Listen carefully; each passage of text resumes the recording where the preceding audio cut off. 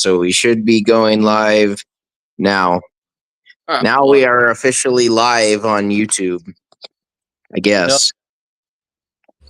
According to this, you have to go into some shit on StreamYard and then click like log into your Gmail for the or the Google account. So then you pick like a list of stuff. You could do it on X or any of that stuff.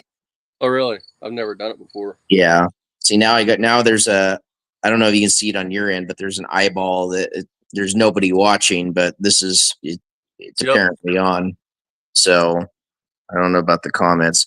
Yeah, Rich he's blowing up all my Granada post saying, "Oh, well, why didn't you put a V8 in there?" Well, for one, I got other shit that I didn't really care about that car. Like, I just wanted to do something different with it, and not a lot of guys are fixing those 250 straight six Fords. So, and it's like a 30 horse gain to go from a single barrel to a two barrel on it. So I figured, well, fuck, it ran like shit to begin with, and the Carter YFA was junk on it. The throttle shafts were all worn out.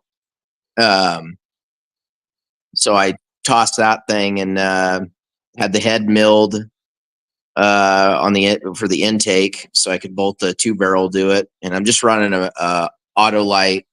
It's a 108 Venturi. It's like off of like a 69 302. And then I took the oh, look, two people are watching now. I bet one of them's Java. Yeah. Let's see if there's any comments yet. I don't know if I don't know how to read. Oh wait, over here maybe. I don't know if I'm gonna be able to see him. I don't know where the hell. There's got to be a way to look at him. I just don't want to. Oh, there it is. Smooth operator. Another spore. So, anyways, I also had to mill the cylinder head, 30,000s. I could have went more because they quit selling. Probably who knows how many decades ago the 19,000s shim metal head gasket that they originally came on. Now they only offer one head gasket, at least from what I've seen. It's a Fel-Pro gasket. It's 49 thousandths thick. So instead of being like, I think they're only like 8.5 to 1. If I would have done that, it would have been like 8.2 to 1. So I was just trying to keep it stock. If I really wanted to do something to that, I could take and put 255, whatever the small Ford V8 that they didn't run for very many years. I think it's 255 or something like that. They made a piston that will work in 250. Basically, it brings the compression height up on the piston, so it's not sitting down in the bore like 80 thousandths or whatever that. I think it's like might be 60 on that, but so it brings that up, and then they're flat tops with no valve release. Anyways,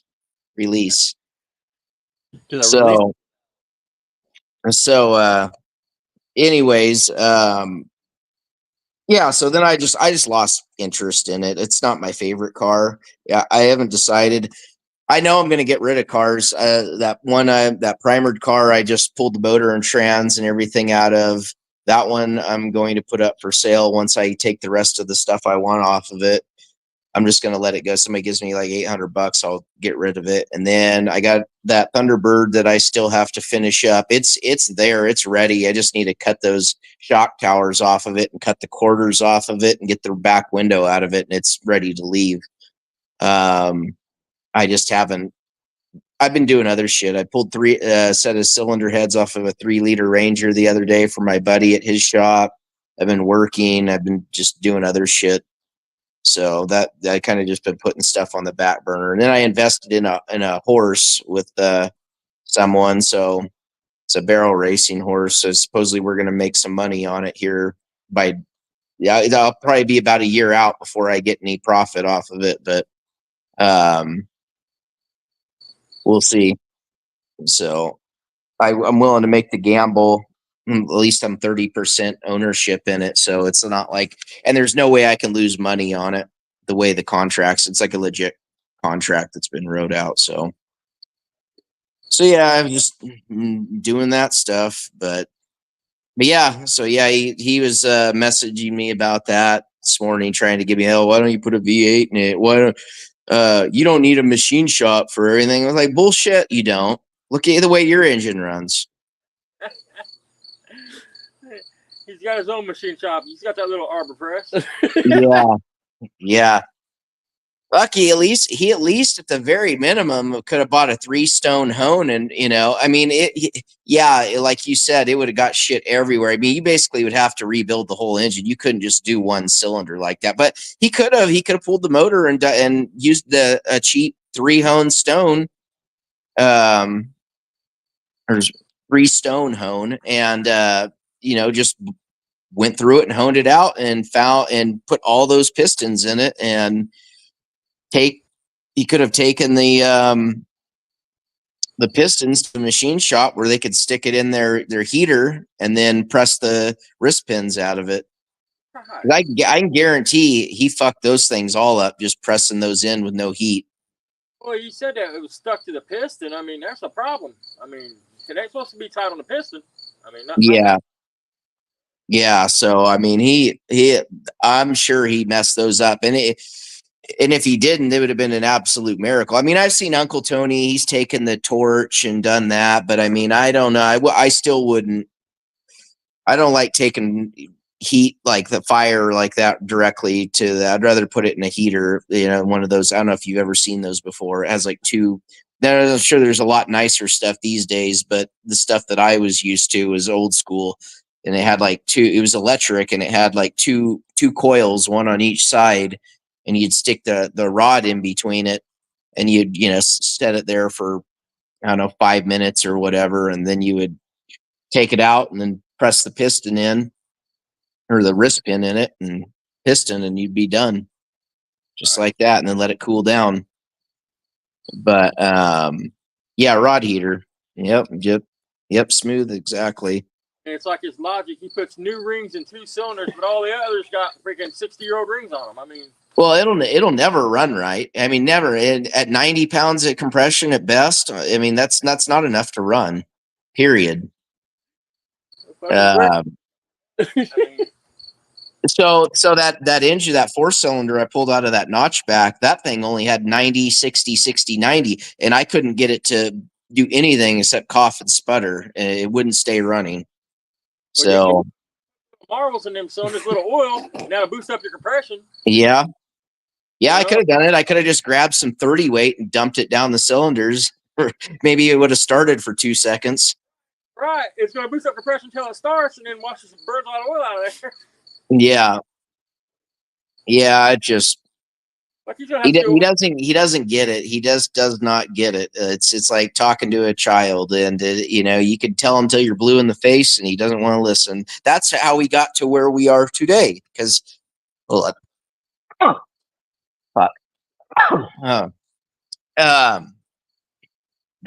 that's where we are today because people. And not, including myself, I told him, "Hey, get the fuck off YouTube. Like, you're all this drama and this crap, and you're arguing with everyone. Just get off YouTube and do your own thing. Then, like, you're coming on here and you're getting mad at people for trying to help you, and then then you basically run off everyone that tried to help you, and he's like, well, it's just because just because you tell me something doesn't mean I need to do it your way. Well, then why are you on here even complaining and asking people? Right. Well, when it comes to mechanics, I mean, there's different ways to do things, but the basics of mechanics is all one way. I mean, correct. You know what I mean? I mean, heads torque down one way. I mean, pistons go in one way. I mean, yeah. Right way or wrong way. I mean, you might have 50 ways to get to that point, but once you get to that point, it has to go a certain formula. You know what I mean? Yeah. Exactly. Sorry, I gotta have some coffee. I haven't had any coffee in like 2 days. Well, I lied. I did have some yesterday, but I gotta wake up.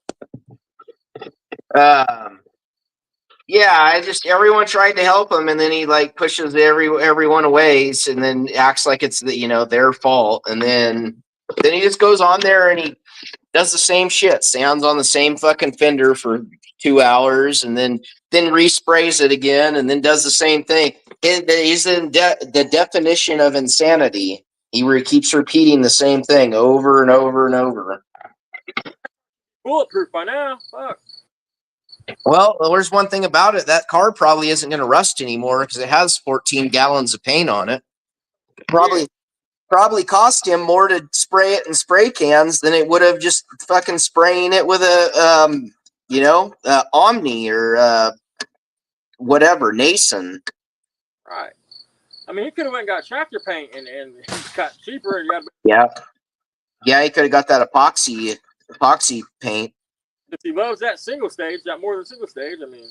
Yeah, I mean that epoxy paint's good. It just fades real fast, but it stays. It'll hold. But I don't know. It's whatever. I guess you're kind of limited with the collars. Too. But he's not gonna get under my skin. With those posts like that. I'm not bothered at all. I'm not here to impress anyone. I give a fuck less. That car can sit for another fucking 10 years. I don't care. I mean, I haven't had it for 10 years, but you know what I'm saying? Like it can keep sitting. I don't care. It's in the shop. It's not getting any worse. Right. So like him and Barry crack me up. It's like every word somebody says, they spend all day long sitting there just thinking about it. Like it matters, you know what I mean? Yeah. Yeah, it's like it doesn't even matter to me that like I was what was it? Sunday I was streaming from that shop. And I stopped and I went to go pull the brakes off and pull the brake cables out of the drums and all that. The backing plate. I come back. There was like 4 or 5 people in there. I come back and they're just from doing that. And there was no one in there. And I was like, all right, well, whatever. Fuck it. Who cares?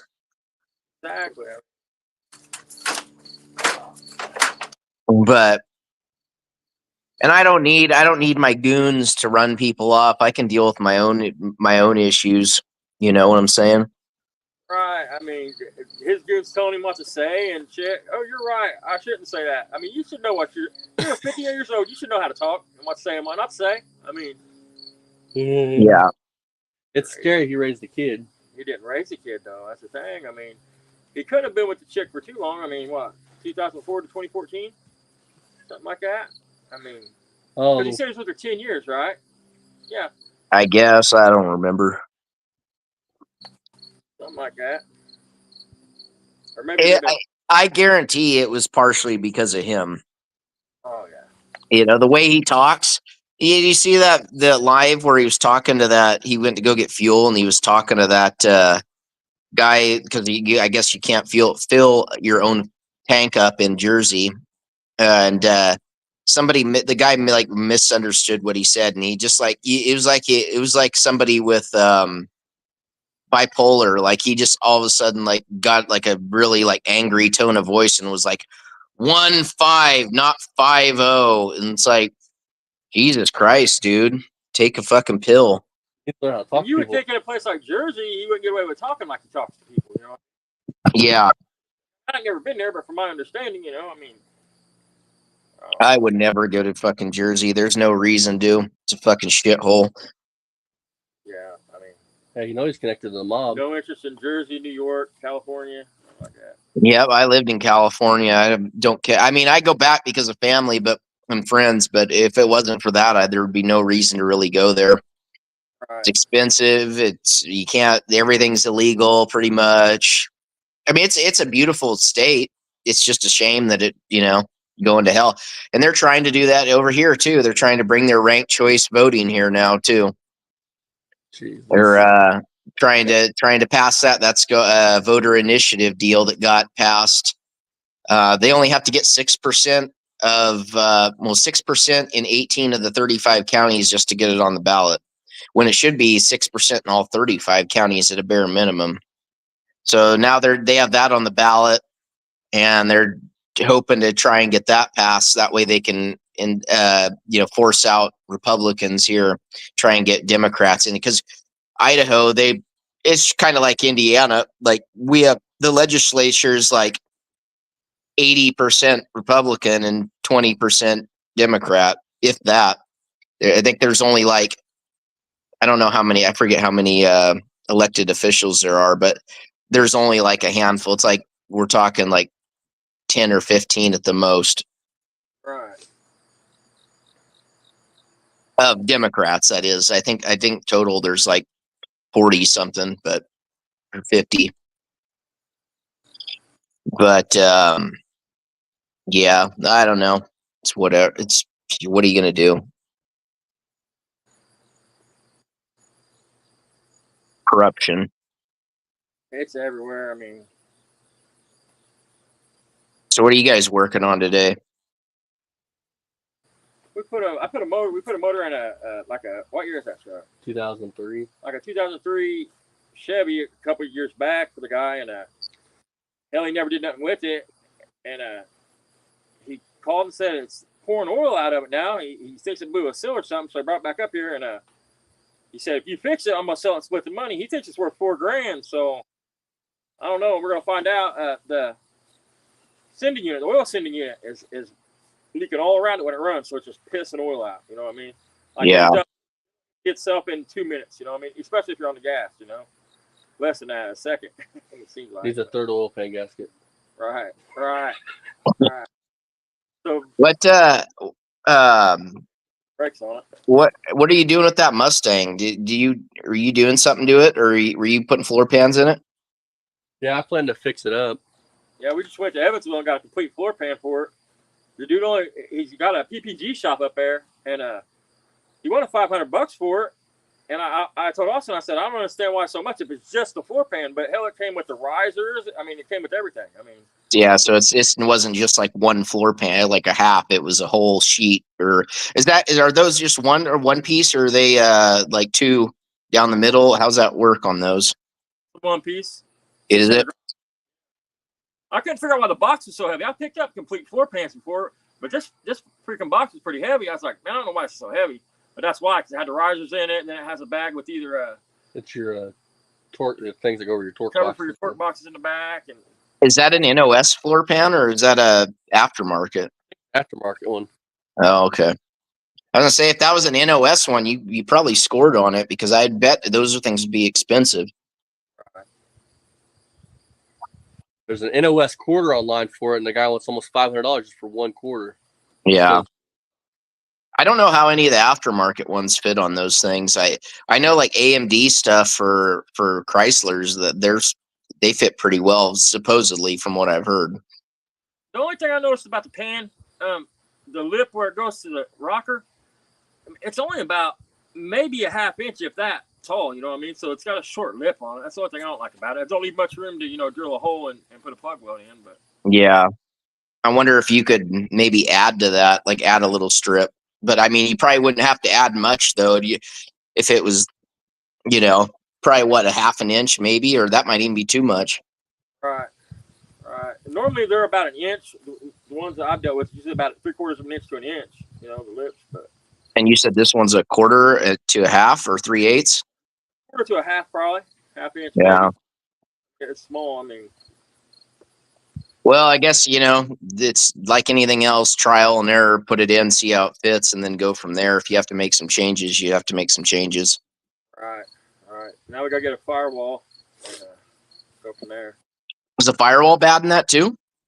Just the lowers. I'm not going to Oh, like the front area where your feet rest, that. put board or whatever. Yeah, where it starts to go up, like on those, the video with Barry's car where there's like nothing there. Right. Yeah. Right. But let's talk about my Mustang. The top of the firewall looks good and everything. I mean, but right there where the floor is, I mean, it's in bad shape though. I mean, Yeah. No way around it. I mean, it's probably the roughest car we've had here. It's a parts car. A guy that I know, he just bought a 60, I think it's a 67 or 68 coupe, just like yours pretty much. But the thing looks, I mean, it's from around here, I believe, but it looks pretty straight. He's already trying to put an engine in it and everything. So I don't think he paid very much. I think he paid $2,000 for it or something like that. I mean, so engine and tranny out of it for $700, and the guy gave him a little bit extra.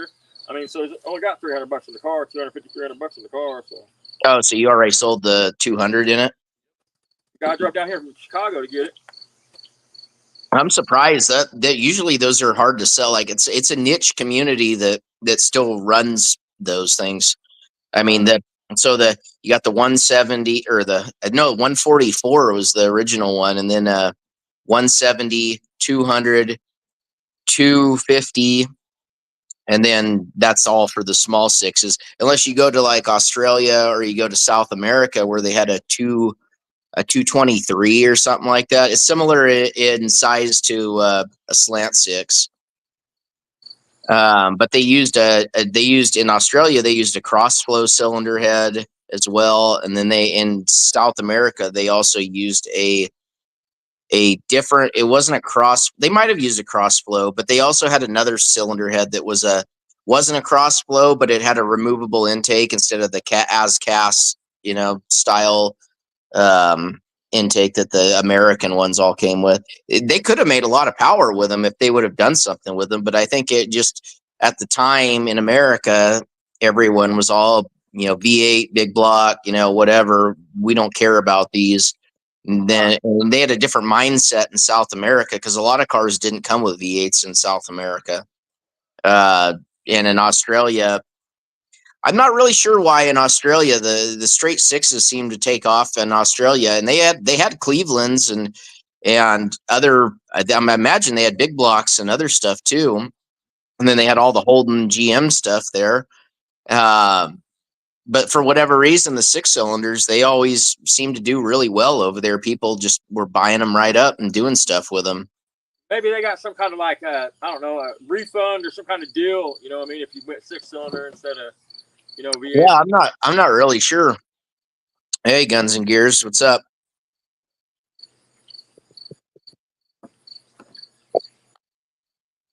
But yeah. So yeah, what's that? Getting ready to start driving that notch that you had up on that lift in your buddy's garage, or? So not yet. It's gonna need a lot more work. So that rear end I put in there, it needs upper trailing arm bushings pressed in it. They're shot. I mean, they're bad. I had a hard time getting the bolt and everything through it because they're so broken up. There's and they're twisted. Yeah. I'm gonna have to drop the rear end's gonna have to come back out. I'm gonna pull it all apart. The pinion seal's puking. So I'm just gonna strip the whole thing, clean it, and then I'm gonna go grind it all down. I might take it to have you ever heard of Dutchman axles? So they're from around here, but I think I'm gonna take the housing to them, and I'm gonna have them TIG weld the ends up, because the ends are just the axle housings, the ends are just pressed in, and then they have like a pin that they like a plug weld or something. I guess that's how it's like a plug weld. It's like a pin that goes through it, or a plug that's and they tend to, if you start to make big power, they start to twist, and then they start walking those things out. I guess it's not really a pin. I don't know really what the hell you'd call it. It's like I've seen it. Yeah. So I want to do that, and then I want to have the ends cut off, and I want to put 9-inch ends on it. That way I don't have to run C-clips. Right. And I could probably get away with maybe welding the housing myself here, part of it. The thing is if you want to be sure 100%, you really got to have it on a jig. And if it's not on a jig and you weld it and it cools down too fast or whatever and twists, then you just fuck the whole thing up. So there's what's that? Jigs cost a little bit too. I mean, if you have to buy one, just to do one axle. Yeah, exactly. So I mean, I don't have a problem knowing when, hey, I could do this, but I know it's going to be 100% right if I have somebody who does this shit for a living who has the equipment to do it. Exactly. It's worth it for me to pay a little bit more and know that it's going to be good when I get it back and not have to worry about it than to me, I could save, $100 and do it myself. Right. And then it gets or something that you got a little doubt about and saying, oh, fuck it, we'll just throw it in to run it, and ends up tearing everything up. I mean, it's better to take it and have it checked for $50. You know what I mean? Yeah. And who knows? I mean, the thing from the factory could be, bent or whatever. That car was, I think they were doing neutral drops in that car so there's a pinion snubber on those. And when I pulled the pinion snubber off to swap it, because the 4-cylinder cars don't have them, behind the pinion snubber, the fucking body had a crack underneath of it. The actual, I guess you call it like floor pan. Right. It was hit so hard that it cracked the bottom of the fucking pan on the car. So that would be like right above the hump, or right at the hump between the I guess you'd call it the wheel tubs. Right. Did it still have the rubber nub on top of it or not? Yeah, it still had the rubber on it. I just swapped it for now. I'm probably gonna do something else, but I just wanted to swap that over. I'm not worrying about the fuel lines, because all the Fox bodies only came with a 5/16 fuel line, and that's not really enough to make that much power with. Now I could buy from LMR. You can buy a stainless 3/8 line, which is what all the SN95 and newer Mustangs came with. I could do that, or I could just run an adapter and run AN. Well, I could change the pickup in the tank, and then run AN fittings, like an dash 8 is half inch. I could run that, or I could run a dash 6, which is 3/8. So either or, and then just run that and be done with it. But it's going to be a little bit before that car gets running. I know that engine runs. I need to go through it too. One of the studs are broke, or the bolts are broke off the timing cover. I hope it's not broke flush in the block. That's going to be a pain in the ass to get it out, but it is what it is. Especially where, I mean, the backside of it's looking pretty rough. Yeah, so it's probably going to need a timing cover, and then it probably, if it hasn't had a timing chain put on it, it's going to need one, because those factory ones are those nylon ones, and then they're just a single. I guess I don't know if you'd call them a roller, but they're just a single roller or whatever. I have a double roller for it here, but I was going to put that in my Lincoln, because the Lincoln needs to come apart too, because the timing cover's weeping a little bit of water. So kind of a shitty design by Ford. I mean, but what are you going to do? It's just the way they designed them. That's the nice thing about a GM is, timing cover is separate from the coolant, so you don't have to worry about any, they might weep a little bit of oil here and there, but that's all you have to worry about is a tiny bit of oil. You don't have to worry about coolant. And changing like a water pump is a lot better too. You know what I mean? Like, it's not designed like a Dodge or a Ford where the bolts get really hard to get out. And most of the time. Yeah. So I bought. They're from LMR. I believe they're ARP bolts to replace all the factory stuff on the timing cover. That way I don't have to worry about them potentially snapping off next time. But I'm going to probably put anti-seize on them too, at least on a few of them, because they don't. What's that? What's wrong with the rear end you pulled out of it? Was it just gone? The one out of the 4-cylinder originally, that's a 7.5 inch. Gotcha. I remember you saying that now. Yeah, and then some of those like my other white, my 89, that one has a 373 7.5 in it. The thing is, I mean, that might work at stock power for the 220 horse that they came with, but it won't last long. You start putting power to it. I think they're good for about, I don't know. And some guys have said they've made 350 horse or so and not had any issues. But you're on borrowed time. It's just like trying to run a 7.5 inch 10 bolt. Right. Like out of a S10, or they just don't last for very long. But I could have stayed that route, but I had an 888. I was going to get rid of the car anyways, so I just took that one out. It's going to need work.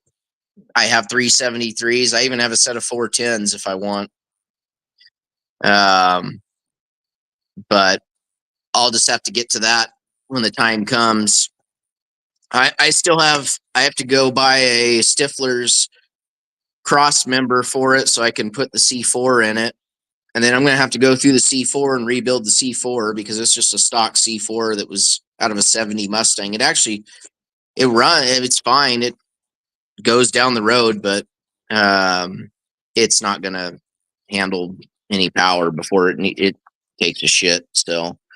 Miles, you don't know how much wear it's already got, and you have some power to it. It's just a recipe for disaster. Yeah. And then while it's stripped, because that car was infested with mice like bad. I had to pressure wash the inside of the car.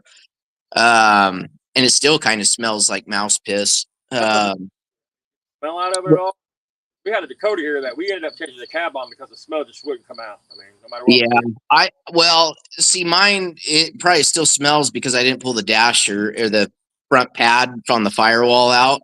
So I sprayed it down. It's kind of a no-no. I left the wiring in there. I don't really care. It was 90 degrees here. It dried out long before it was going to hurt any of the wiring. I guarantee it. I pulled all the plugs and the floor pans out. So most of it drained out. And then by the morning, everything was 100% dry. But it still has that musty smell from the mice. But I'm going to finish pulling the dash, get all that shit out, and then I'm going to go through. I have subframe connectors. I'm going to put those in it, and then I haven't decided whether I'm just going to buy an 8-point cage or a 10-point. If I run a 10-point, I can run faster than a 999. I think a 10-point's good to. Don't quote me on this. I think it's good to like 8 flat or something, but I'm not. I really don't know. I just know you can go faster than a 999 because my dad has an 8-point cage in his Comet, and he can only run up to 999 10 flat. So the difference between the cages is only like $100 too. Right.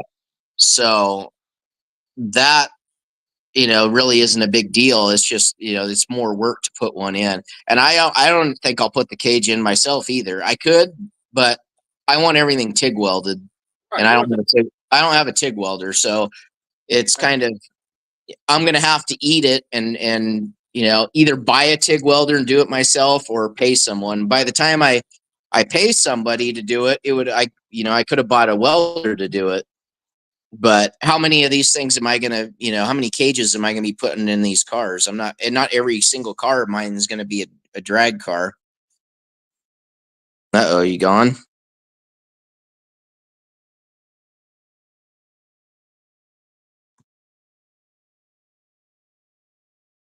I don't know, Guns and Gears. I just want to be able to, I'd probably be fine with running a low 10, but I would build one car to go a little bit faster than that. But I do have my Nova, which is in rough condition, and that would make a perfect car to run those type speeds. But I don't know yet. I'll probably just do an 8-point, but just because it's less invasive. But I definitely, at the bare minimum, it has to have subframe connectors at bare minimum. Those bodies, they twist too easy on those things. They're not strong at all. They beefed them up a little bit on the SN95, so everything 94 to 2004, they were a little bit better, but they still need subframe connectors. Yeah, professional, all right.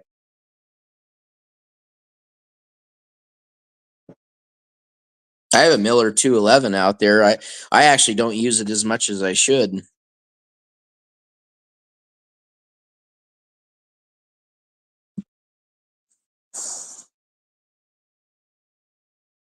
I must have lost them. His phone must have died or something.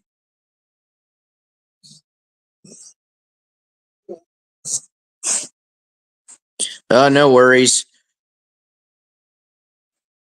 I probably won't be on here for too much longer. I gotta get ready for work, but I'll probably stay on another 20 minutes or so.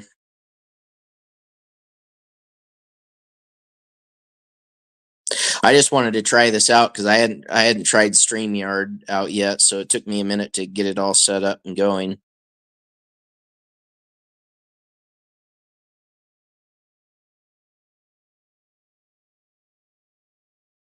I guess while I'm on this, I can since some people want to say that I don't have any V8s or anything, this is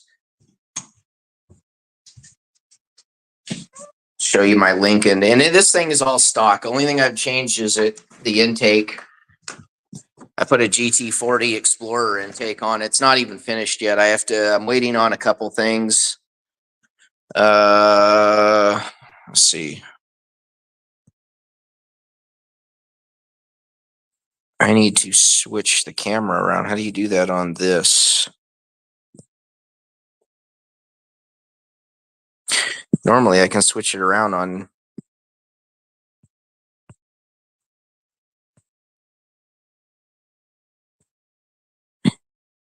I don't know if I can do it on StreamYard, but so I swapped the GT40 intake on here. I just have the gasket sitting on it. I'm waiting on it. I got distributor O-ring. Actually, that's in stock. I need to go pick that up. They ordered it in, but I just cleaned everything up. I mean, this thing is 100% bone stock other than the intake manifold. And I put a 3G alternator and contour fans on it. And that's pretty much it for that. But the intakes right here, I had to tap these holes. I'm going to plug them off. I'm only going to run a couple vacuum ports. And then I have this nice AccuFab EGR spacer. And yes, I am going to run the EGR on it, but that's only because I'm running it with the stock tune and everything. And I got a stock Explorer throttle body, 65 millimeter. So that's that for now. I need to clean up around here. It seems like every time I turn around, I gotta fucking clean something up.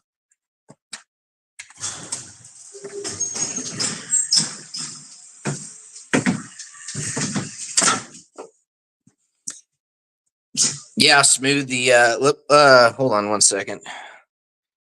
Click the God damn it, click the link I sent you again. Austin, click that and then see if it brings you back in the invite room, or the backstage they call it.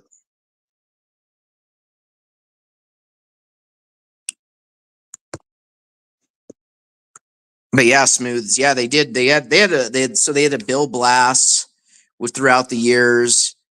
Then they had which mine just a standard LSC, and then they had the LSC SE, the special edition. And then if you were one of the few privileged, you could have had a oh, what the fuck do they call it? It was basically a Roush package. Actually, they offered a 351 in it for a few years. The earlier ones like 85, 86 maybe. Or 84, 85. Yep. Yeah. I really wish I had an SC or an SE, and then I wish that I had mine was a 90, was it 90 or 91, 92? They changed the dash on them. So my dash has the old school Thunderbird, Cougar, whatever. They used them in a bunch of other cars too. Headlight switch, and they're obsolete. You can't even find them anymore. But if you have a 9, whatever that is, 90 or 91 on up, they use the twist knob style, which they still sell them. You can go buy them at any parts store. So I've thought about wiring one in. I'm not worried about it. I found an NOS one to replace mine because mine was bad when I got the car. But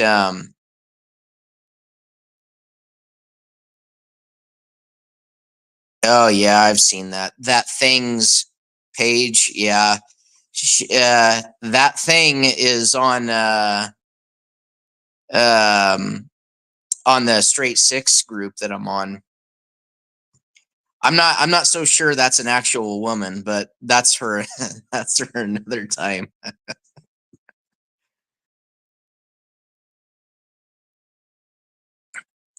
uh yeah. Yep. Yeah, the airbag, all that stuff. This is all the exact same stuff that the Mustangs had. Mine's an 89.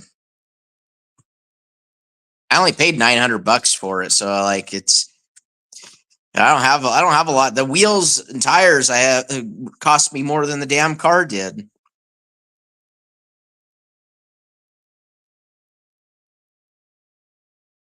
But I want to change those. I liked them at first. I don't really like them as much anymore.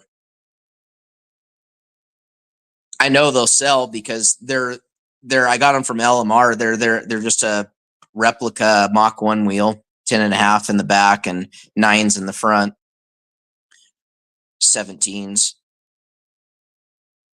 They'll do that, get rid of those, and I have an idea of what I want to put on there. They're a lot more expensive wheel though. They're instead of being like 2,000 for wheels and tires, we're talking like 3 or 4,000 just for wheels. Yep, they did. LMR sells a lace wheel like that too. It's not quite as good as the BBS ones. Like it looks a little tackier, but they look pretty good for what they are, and they're only like $200 a piece. I actually thought about getting a set of 4-lug ones for my turbo coupe.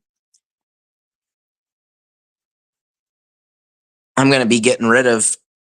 I got to get rid of so I have 16 cars. The 2 of which, the one Thunderbird, I'm parting out and cutting the shock towers out and sending them to Austin. And then I have that primered Mustang that I just took all that stuff off of. So those 2 are going bye-bye. And then I got to figure out which ones I'm going to keep outside of that, because 14 is still too much. I'm starting to get behind. You need a lot of money to even have 10 cars, 8 cars. It's just money, and nothing's getting cheaper. If this was 20 years ago, it'd have been a lot more affordable, but it's the game has changed. So I want to knock it down to where I just have my favorite ones. The Mark 7 I won't sell. My Lightning Clone I'm not going to sell, just because for what I have into it, I can't replicate that. That's $20,000 truck I've replicated for like $5,000-$6,000. So I mean, granted, it doesn't have a 5.4 that's supercharged, but I don't really care about that right now. The Granada, maybe I'll hold on to it. It's different. That's why I like it. I'm probably going to end up getting rid of a couple more Thunderbirds. I'm not getting rid of my 86 or my 85. I like the 4-eyed ones better than the 87, 88s. And then what else? The Nova I don't want to sell either. That was the first old car that I bought outside of my 85 Mustang. That's on the whatever on the thumbnail, which I don't own that anymore. I should have kept it. I'd have been better off. But at the time I moved over here from California, and I don't want to deal with bringing it over here. So it sat, and then I sold it, and it went to Oregon, and a guy put a big block Chevy in it. Now I don't know where it's at. He repainted it too. So then I got my daily driver, my Ranger, and then my Super Duty, which I don't want to sell either one of those. So, and then my 2 notchbacks, and then the 1 hatch.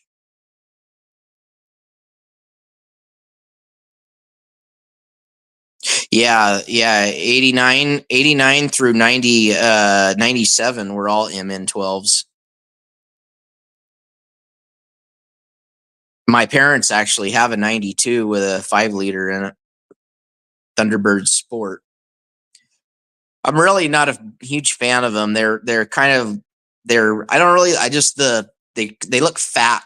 They're like wide, and they don't have a very good look to them. They made good stock cars. I thought they looked good as like a NASCAR, but I don't, as a street car, I haven't really seen any that I like. And I've seen some people that have turned them into drag cars, and they look okay, but they just don't do anything for me.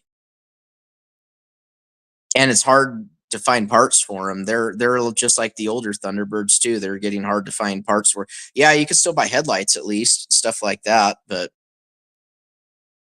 yeah, I believe it was still an 8.8, but it was an IFS, or well, not IFS, but IRS. And they were kind of weak. I think it was similar to like what the early Cobras had underneath them. Oh, they're back. Technical difficulties. My parents actually have it. Yeah, it happened. I'm probably gonna only be on here for a few more minutes, but now that we know how to, or at least I know how to do it, we can do this again. Right. Oh yeah. I didn't know you had a Nova. I mean, yeah, I've had a 77 Nova since 2014. Really? Yeah. What's that? What kind of shape's it in? I mean, what's it got in it? It's after sitting all these years, it's starting to show its age. The floor pans are starting to rot out of it. It was from Newport, Washington, or Newport, Oregon, or something. I think it was. That's where it got a majority of the rust on it. The front fenders, where I guess it's pretty common that they rust. They're like right in the middle of the fender, like halfway down the door area. That started to get a pinhole there on both sides, around the back of the rear quarter where the tail lights are at. It started to rot out there. The top of the roof, that's good. Around the windshield and around the back glass, that's all good. It's just basically the floor pan's the worst part of the whole car. No smooth. It's a trunk. It's not a hatch. I won't own a hatchback Nova. I think they're not so great, but I mean, you can get what you can get these days, and sometimes it's easier to find a hatch than it is one with a trunk or a coupe or whatever you want to call it. That's the deal with this Malibu we got over here. It's been here a long time, but the body's straight as hell on it. Zero rust really, but the floor pans, I mean, for mice, it's got to be mouse piss and shit that rots that shit out. It's just the floor pans just shot in it. I mean, what is it, like a 79, 80, 81, 82 Malibu? 81 or 82, I can't think of it, but it's a console tack car with a factory posse. Those cars are worth big money now. A guy around here, of course, it was completely restored, but he just sold one for it was like 35, 40 grand. Really? He was out of Bend, Oregon. I actually messaged him on it. It had had a 383 in it, and he put a I think it had a Tremec T56 in it. Really? But I just messaged him because I was curious. I just wanted to talk to him about it because it was a really nice look. They really did a good job doing a restoration on that car. But yeah, if you look around what Malibus are going for these days, that era, they picked up a lot of value. I've actually tried to find one. I would consider giving up a few more of my rigs for one of those, or maybe even something else. It just depends. There's a few other cars on my list that I would like to have. I'd actually still like to have a Crown Victoria or a Grand Marquis, and then do a Godzilla swap, or do a 5.4 dual overhead cam, like out of a Navigator. Do something like that in it.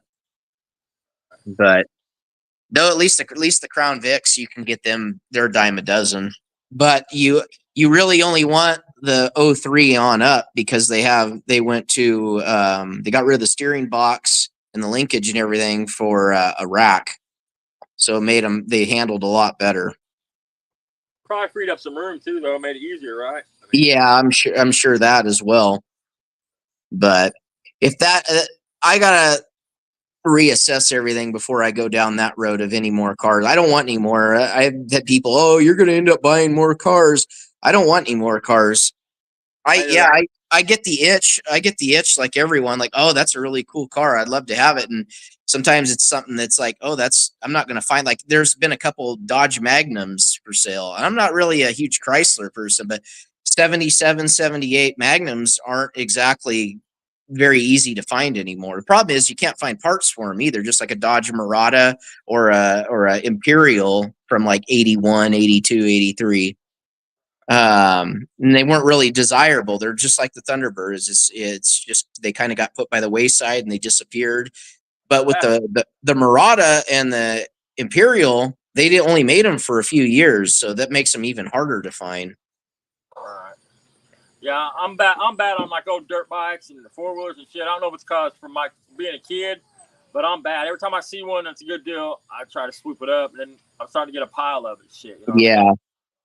Oh, three. Yeah, I just started letting stuff go. Like I've thrown so many Honda parts away that I thought I'd use and I didn't, and they just sat around. And I said, "Fuck it." If I couldn't sell them for cheap, fucking throw them in the trash. I threw 2 good windows away, driver and passenger, out of a 96 to 2000 Civic Coupe. I put them online for like $40 for both of them. Couldn't get it. Said they sat for like a month. I fucking tossed them in the trash. I just over it. You know, how long do you need to hold on to this stuff for? It just 10, 20 years. Like I just finally sold my Detroit locker that was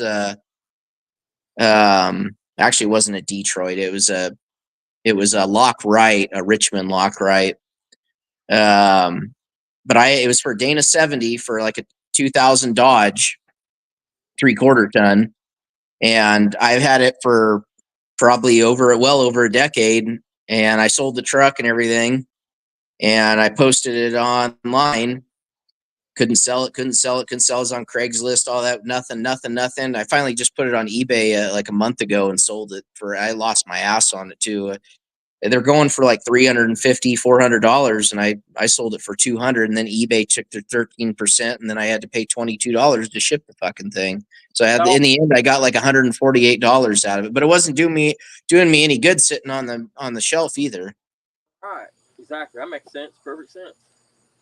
So I mean, unless you're Aus's age and you got a ton of money when you're my age, and you don't get to so much where you die. Well, and that's where I was at. That's where I accumulated all this stuff, was in my 20s and early 30s. And then I was like, oh, I'll keep this. I'll park this car out. I wrecked this car. I'm going to keep the stuff out of this. This is worth something. I'll sell it. And then in the end, it's like, I had valve covers and stuff. And it's like, nobody's going to buy this shit because you can go get it at the junkyard for pennies on the dollar. So. Yeah. Would you recommend for that little Mustang a 347 or a 387? 387. Oh, you want to like a Windsor? Yeah, like a 351 or a 302. Yeah. I don't know. It depends on what kind of power you want to make. If you put a Windsor in there, it's going to be a tight fit. I mean, it'll fit. My parents' 69 has a 408 in that. But I mean, with those shock towers, if you're going to hold on to it and you want to do a Windsor, you better cut the shock towers a little bit. They have kits to where you cut them like a quarter of them off, and then it comes with a plate, and you still keep the shock tower and everything the way it is, but it gives you like another like inch and a half or 2 inches of room on each side. That's what my dad did with his Comet, and when he put his Cleveland in there, but it's still a tight fit. I mean. But you could do that for now, and later on down the road, if you saved money up, if you wanted to keep the damn thing, you can cut all that stuff out, and they sell a whole front end. I don't know if it's Heights, or I think it's Heights, but there's also a few other companies that do it as well. and you get rid of all of that, and then you run basically a double wishbone front suspension and regular spring and shock package or coil over, and then then it's basically an open bay with it like a GM car at that point. Like going Mustang 2 or something like that would be the way to go. Yeah, pretty much. It's similar to that. Right. But there's a lot of options for those things. But for cheap, you could just buy those shock tower kits, and then you cut the shock tower, and then you just opens it up like another inch or two, and then gets you more room for headers and all that stuff. But I mean, if you didn't want to do that, a 302 would be a nicer fit in there, but you could do it either way. So is a 351 that much wider than a 302, or I mean, I don't know. It's about, I think, I don't know, but the deck height, the difference between the deck heights is an 8.2 deck height for a 302, and then it's a 9.5, 9.5 or 9.52 or something like that for a Windsor. Substantial if you think about it. I mean, don't sound like.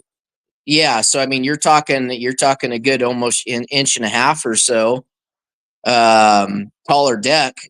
So you got to think that's on both sides. Making it wider. That's probably, what do you got in there? That's what 3 inches. So 3.5. Yes, probably a little bit more than that when you add cylinder heads to it. Right. It's a decent amount wider. Because they were saying you could take them GT40 heads and go have the head holes drilled out to 1/2 inch and. Yeah, but you're wasting your time doing all that unless you get a set of heads for free. There's no point in doing that, because I had a set of GT40. They weren't P heads; they were just regular GT40 heads. And by the time you drill them out, so you can put in adjustable rockers and stuff like that in them, and they have 3/8 studs in them. By the time you spin that and you port them and all that, you could have bought a set of AFR as cast enforcers, or you could have even probably almost bought the Renegades. And then your aluminum head, and they're lighter. There's just a lot more options to go these days. If this was 30 years ago, yeah, that would be the route to go, or 20 years ago.